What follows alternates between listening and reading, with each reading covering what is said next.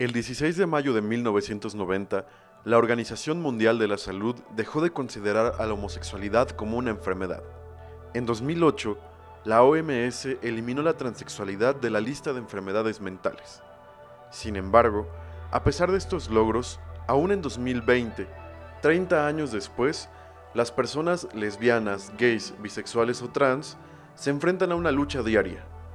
Una sociedad que aún se niega, señala y pone en juicio la orientación sexual. En una búsqueda por insertar a las personas LGBTI en el sistema social, surgieron los ECOSIG, esfuerzos para corregir la orientación sexual e identidad de género, también conocidos como terapias correctivas o de deshomosexualización.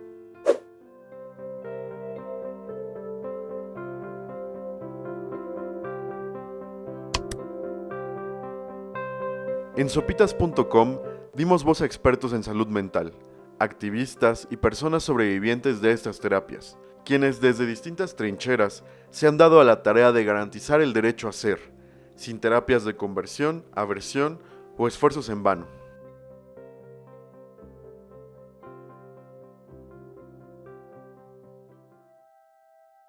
Son prácticas que mediante tratos crueles, inhumanos y denigrantes buscan suprimir la sexualidad de las personas, su identidad de género o hasta su expresión de género. Van desde la privación de la libertad, medicalización forzada de los mismos cuerpos, terapias de aversión, están las terapias de conversión, ¿no? Y, por ejemplo, también hay prácticas como las violaciones correctivas, que es el abuso sexual consensuado por los familiares para curar algo que no es una enfermedad. La característica que le cruza a cualquier ECOSIG es que se pretende que la orientación sexual es una enfermedad. Cualquier orientación sexual o identidad de género no normativa, es decir, que no sea heterosexual, es una enfermedad, por lo cual se puede cambiar, se puede corregir y entonces tienen que someterlos a estas prácticas.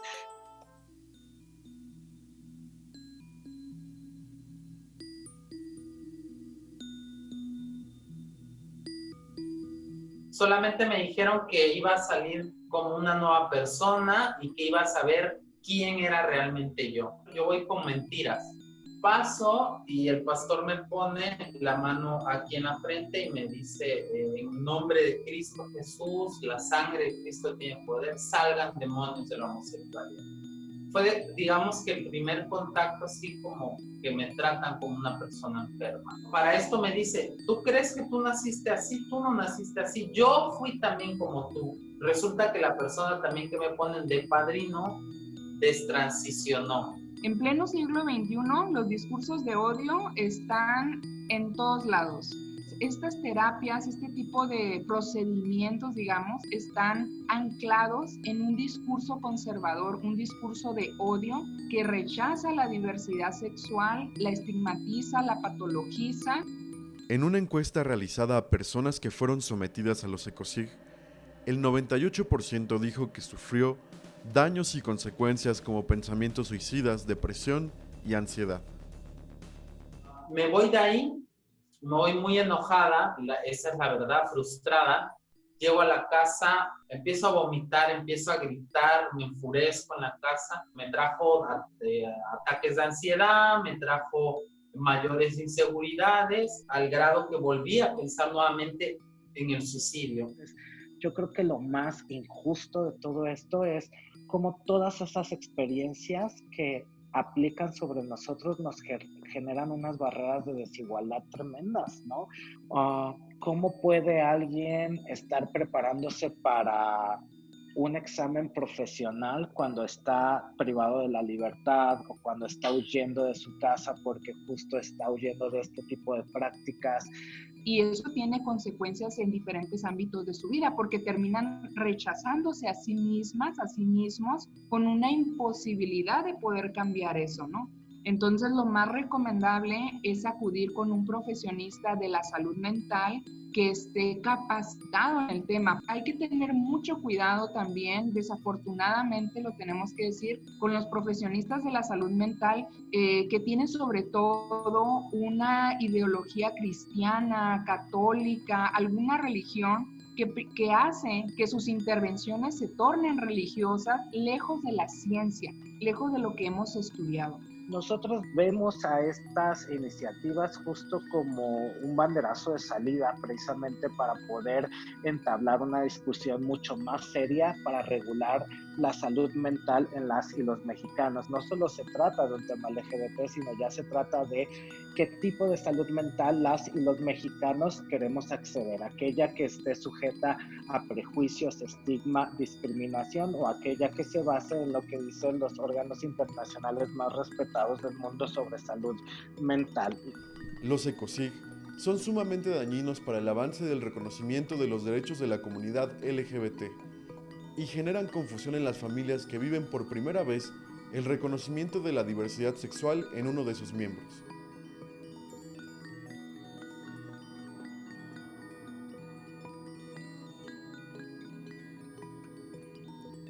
Yo desde niño siempre supe mi sexualidad. A los 15 años yo decidí salir del closet con mis papás.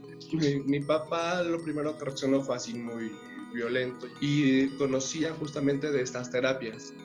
A mí me dijeron que fuera, no me dijeron así de si quieres, me dijeron vas a ir. Es un lugar muy alejado que ni siquiera sabes en dónde queda. Lo más triste que sucede aquí es que los padres se jactan mucho de la idea de eres mi hijo y vas a hacer lo que yo te diga. Y como eres mi hijo, ni modos, ¿no? O sea, te aguantas. Sabemos que la familia puede ser un sistema que ayuda muchísimo en estos casos o, por el contrario, que daña, porque muchas de estas personas finalmente son obligadas por la familia a acudir a estos procedimientos. Por eso es importante que en estos procedimientos que hacemos, quienes somos éticos en ese sentido, buscamos otras redes de apoyo que no siempre van a ser la familia.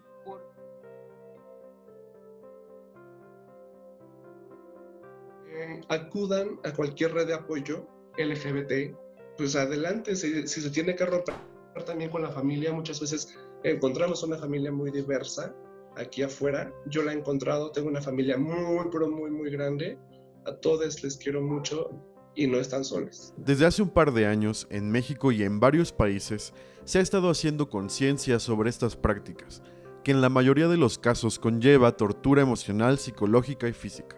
El avance ha sido considerable en la Ciudad de México, tanto así que en una decisión histórica, el 10 de julio de 2020, las comisiones de Administración y Procuración de Justicia y de Igualdad de Género prohibieron las terapias de conversión en el Congreso de la Ciudad de México, aprobando tipificar los esfuerzos para corregir la orientación sexual e identidad de género como un delito. Con 49 votos a favor, 9 en contra y 5 abstenciones, el Pleno del Congreso de la Ciudad de México aprobó modificar el Código Penal para tipificar el delito de las terapias de conversión, que atentan contra el libre desarrollo de la personalidad e identidad sexual.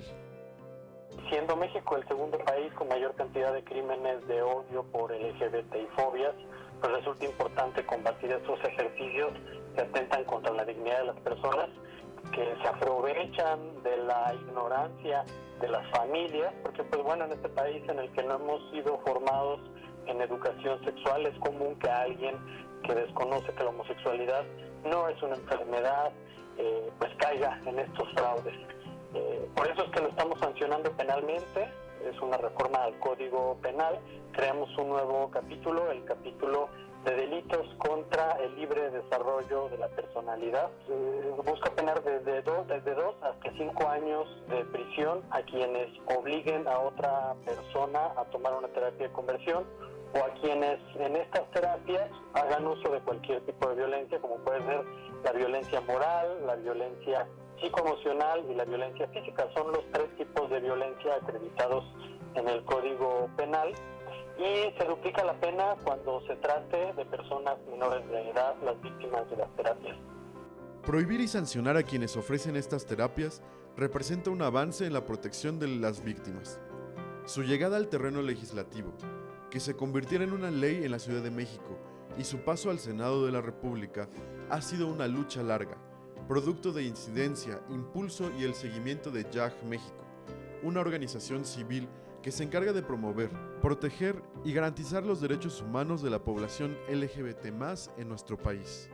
Cuando te das cuenta de eso, empiezas a ver la dimensión del problema con mayor frialdad, es decir, lo inmenso que es, cómo hay toda una educación a nivel mundial que te dice estas personas están mal, estas personas son un riesgo para la sociedad y tienes o que exterminarlas o que castigarlas. Sin embargo, la lucha sigue, porque aún es necesario garantizar esta iniciativa a nivel nacional. A mí me parece que el ejemplo de la Ciudad de México impactará como en muchos otros temas. Finalmente el Congreso de la Ciudad de México es una caja de resonancia. Si ocurre en el Congreso de la Ciudad de México, se aspira a que ocurra en los congresos de otras entidades. Ojalá que otros estados y que otros legisladores sigan el ejemplo de lo que podremos hacer aquí. ¿Qué harías si intentaran forzarte a dejar a quien amas o cambiar tu identidad con una justificación médica errónea? Uno de los retos más grandes a los que se enfrenta la comunidad LGBT es a la normalización de estas terapias o esfuerzos para curar algo que no es una enfermedad. Yo creí que era algo normal. Yo creí que esa era la forma en que se reaccionaba porque yo era así. O sea, fue hasta mucho tiempo después cuando me di cuenta que otras personas habían vivido lo mismo que yo y era la misma obra de teatro, pero con diferente actor y diferente locación. Entonces te das cuenta que hay algo sistemático y entonces ahí te asustas porque no solo pasa en México. Tener una orientación sexual o identidad de género no normativa no es ninguna enfermedad. La enfermedad se llama homofobia, la enfermedad se llama el prejuicio, el odio. México puede hacer historia logrando que la seguridad sea un derecho para todas las personas, donde ni la orientación sexual ni la identidad de género sean consideradas una patología basada en prejuicios religiosos y morales. Exigir estos derechos es una tarea de todas y todos.